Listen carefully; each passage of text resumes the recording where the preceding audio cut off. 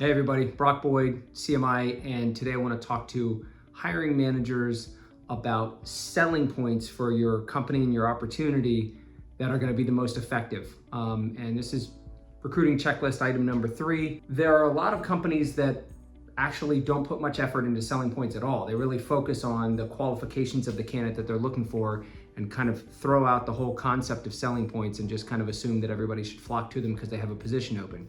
I certainly don't recommend that. The second thing is talking about which selling points sell best on the front end to get interest from candidates versus those that are easier to be selling points once the candidate's already in the process or further down the interview cycle. And so some examples, one kind of overarching theme that I can say is if it can be described well in writing, then generally it is a good selling point for the front end of the process and the back end of the process. But that is one group that is strongest at the front end of the recruiting process and continues to be strong selling points throughout the recruiting process. If it's something that really needs a lot of explanation or the person has to see it, feel it, experience it themselves, such as great people, great culture, great training, these are things that are not as effective of selling points on the front end of the process. Still great selling points, and they'll be particularly effective as you move through the interview process with somebody who's already interested and engaged and so on. But let's talk about some of the selling points that are the most effective, particularly for salespeople at the front end of a process or when they're hearing about an opportunity for the first time and deciding whether or not they want to pursue conversation to explore it.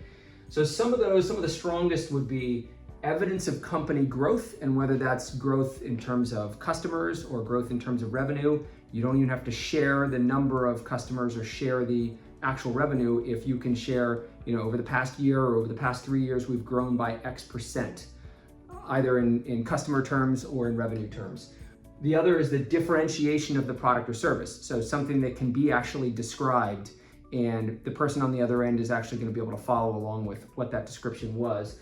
Another is lead generation resources. So are they having to generate everything from scratch, or does the company have a strong lead generation program in the form of either marketing, SDRs, etc.? And another would be the success of the current reps. And that could be talking about where current reps are from a quota standpoint and or what the top 1 or 2 or 3 salespeople's actual earnings were in the prior year. These are the things that are going to capture attention early on in the front end of the process, get them engaged in the first place so that later they can continue to be more sold on the company and the opportunity based on things like people, culture, training, and some of the more difficult concepts to convey in writing.